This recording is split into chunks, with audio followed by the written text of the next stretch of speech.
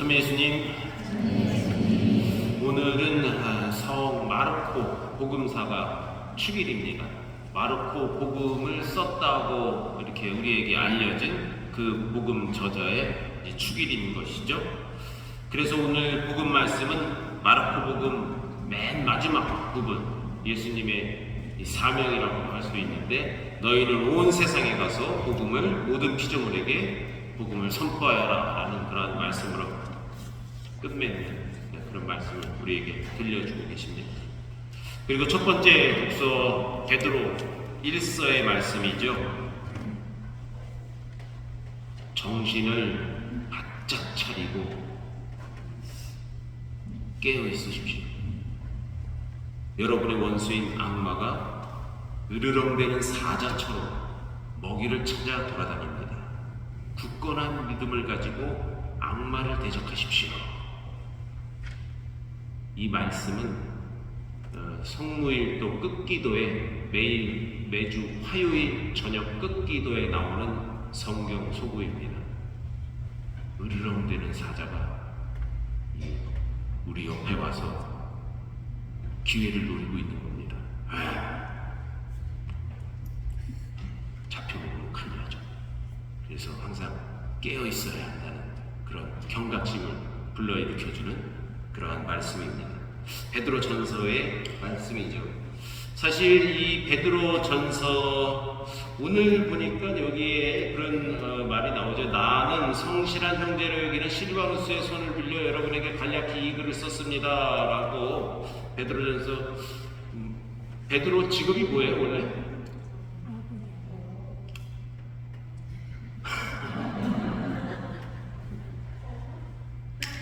박수 한번 또 쳐줘야겠네. 맨날 뭐 하나씩 질문해야 되겠다 이제. 좋습니다. 예. 어부죠.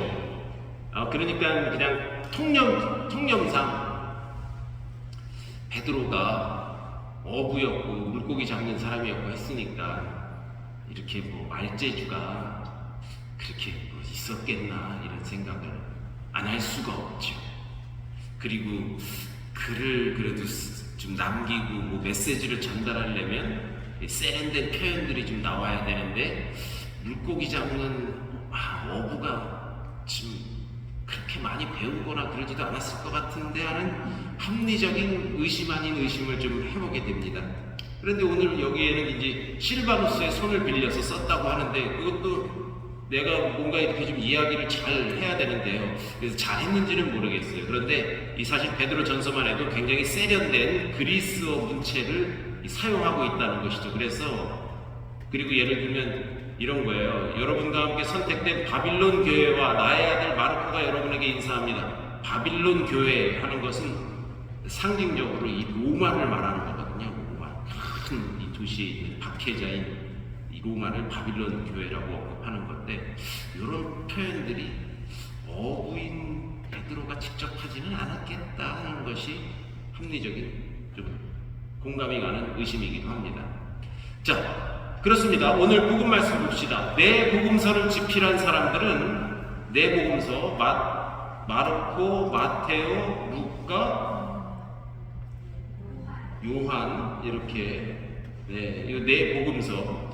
이 사람들은 사실 복음서를 쓰면서 자신의 이름을 밝히지 않고 그냥 작품만 내놓은 겁니다. 그들은 작품을 중요시했을 뿐 필명은 대수롭게 여기지 않았던 것이죠. 그러나 시간이 흐르면서 막 다른 아류작들이 나오고 가짜 복음서들이 나오고 하면서 이런 것들을 배격하고 참 복음서들을 옹호할 필요성과 복음서들을 서로 구별할 필요성이 생겨서 비로소 필자들이 거론되게 됩니다. 신약 성경에는 이 요한 마르코라는 인물이 한 몇 번쯤 나올까요? 10번 나옵니다. 요한은 이스라엘식 이름이고 마르코는 로마 그리스식 이름입니다. 그러니까 요한이라고도 불리우고 마르코라고도 불리우는데 우리는 이제 이 그리스식 표현인 마르코라는 이름에 익숙해 있는 것이죠. 그는 어머니 마리아와 함께 예루살렘에 살았으며 그 집에 그리스도인들이 모이곤 했다 하면서 사도행전 12장 12절에 정확하게 언급을 해주고 있습니다. 사도행전에도 이 마르코라는 인물이 나옵니다. 네. 그의 어머니 마리아, 옛날에는 다 마리아라는 이름이 많았던 것이죠. 예수님의 어머니 마리아가 아니고 자기 엄마하고 예루살렘에 살았다는 거고, 거기에 사람들이, 초대교회 사람들이 많이 모였다. 네. 이런 표현이 나옵니다. 그래서 45년에서 49년에 바오로하고 1차 전도여행을 나갑니다. 전도여행을 함께 했는데 이 마르코는 도중에 전도를 그만두고 예루살렘으로 돌아가 버립니다. 글쎄, 바오로하고 뭐가 좀 안 맞았는지 아니면은 그 자세한 언급은 없기 때문에 추정할 뿐인데 뭔가 안 맞았던 것 같긴 해요. 그래서 이에 바오로가 그를 못마땅히 여겨서 나머지 50에서 52년 2차 전도여행을 나갈 때는 그를 채용하지를 않습니다. 그래서 그때는 바오로하고 맨 처음에 2차 전도여행을 갔던 이 마르코는 그때 2차 바오로가 2차 전도여행을 나갈 때 바르나바와 함께 키프로스 성으로 가 전도를 합니다. 사실 두 바시가 바르나바와 바오로가 원래 이렇게 커플로 맨 처음에 시작을 했는데 여기도 좀 뭔가 이렇게 좀 헤어지게 되는 것이죠. 그리고 마르코는 바르나바 쪽으로 붙게 되는 것이죠. 그러나 3차 전도여행 때 좀 더 정확히 말하자면 바울로가 에페소 감옥에 갇혀 있을 때 마르코는 그 바로 바울로 곁에 있었다고 합니다. 골로사이서와 필레몬서에 정확하게 또 언급이 되고 있어요. 그런가 하면 바울로가 순교한 다음 그 제자들 가운데 한 사람이 쓴 디모데오 후서 4장 11절에 바울로가 디모데오에게 이렇게 언급을 해요. 나의 친구 그 마르코를 데리고 오시오 라고 부탁을 하는 그런 장면도 있습니다. 그래서 그냥 좀 마음에 안 맞아서 싸우고 헤어지고 좀 삐졌나 이렇게만 또 볼 수는 없습니다. 그래서 한번 좀 전도여행을 한번 했다가 그 다음에는 안 했지만 또 다시 바오로를 만나게 되고 이렇게 또 바오로가 좋게 이야기를 하는 그런 모습들이 서간의 간간히 언급됩니다. 그래서 총 10번의 이 마르코의 이름이 언급된다는 것이죠. 60년대 초요 로마에서 집필된 베드로 1서, 바로 오늘 1독서의 내용인데요. 나의 아들 마르코가 여러분에게 인사합니다 하면서 마르코가 또 베드로와 함께 있었다는 사실을 전해줍니다. 그러니까 여기저기 다니다가 저 멀리 로마까지 마르코는 갔었다. 초대교회의 주교인 빠피아스가 전하는 말과 신약성경에 나오는 말들을 근거로 해서 바울로의 협조자이고 또 베드로의 통역이었던 마르코가 바로 이 복음서를 집필했다는 그런 이 통설이 나오게 된 것이죠. 아마 여러분들 갖고 계신 매일 미사책 맨 앞에 해설에도 이 마르코 복음, 우리가 들은 이 마르코 복음을 집필한 그가 바로 이 마르코다 이렇게 이야기를 합니다. 그런데 말입니다.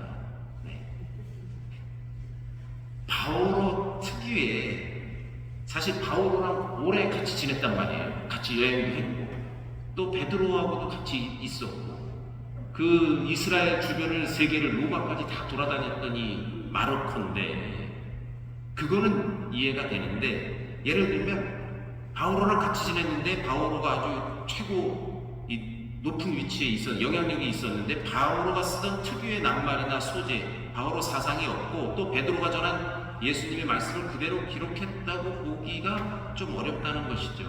그리고 사실 복음서가 집필되기 전에 예수 어록이라고 해서 예수님 말씀들이 모아진 그런 어록들이 좀 있었는데 그런 거하고는 좀 많이 또 변질되어 있다.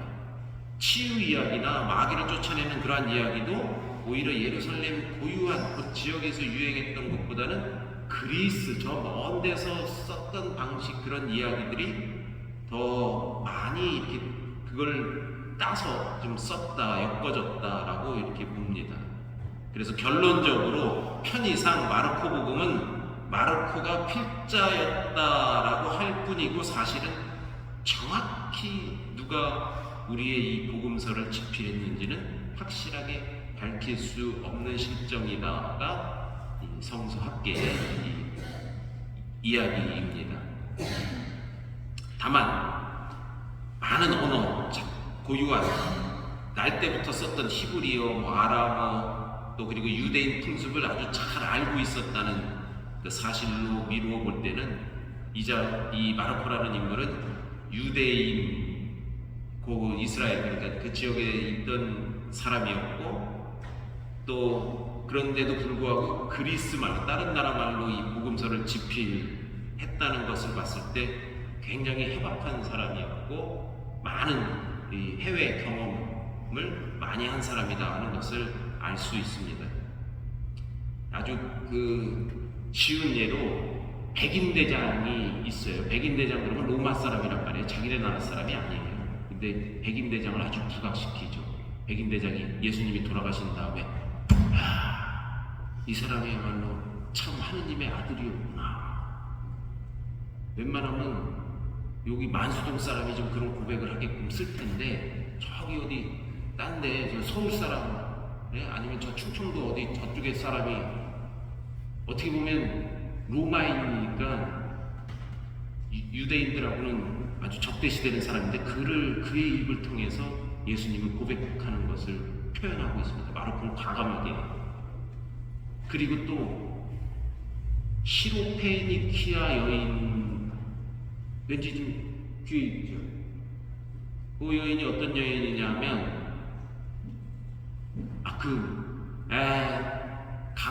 그 개들에게는 먹는 우리 주는 것이 아니다. 그러니까 그 여인이 그래도 강아지들도 식탁에서 떨어지는 것은 이렇게 주워 얻어먹지 않습니까? 이거 기억나시죠? 그 여인도 그러니까 보이네.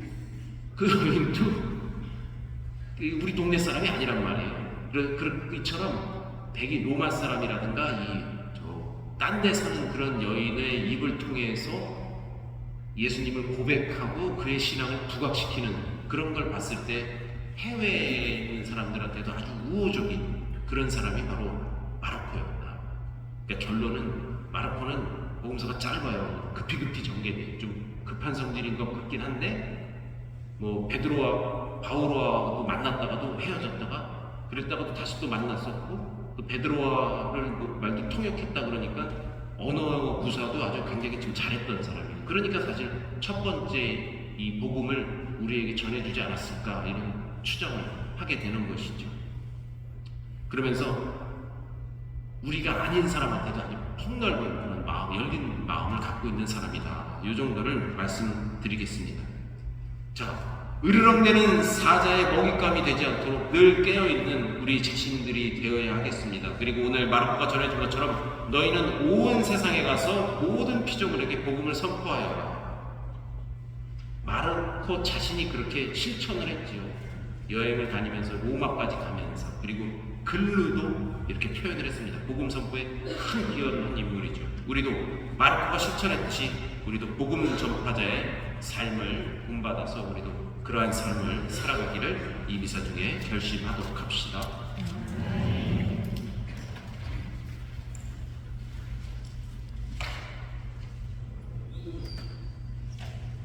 성찬의 전례가 시작됩니다. 예물공헌 성가는 511번입니다.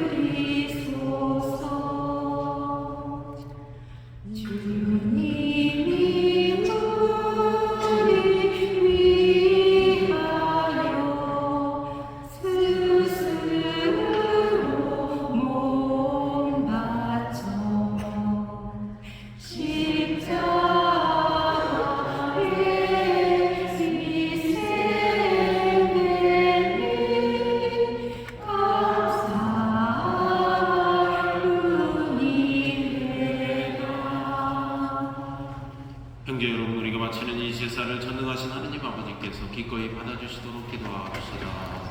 사드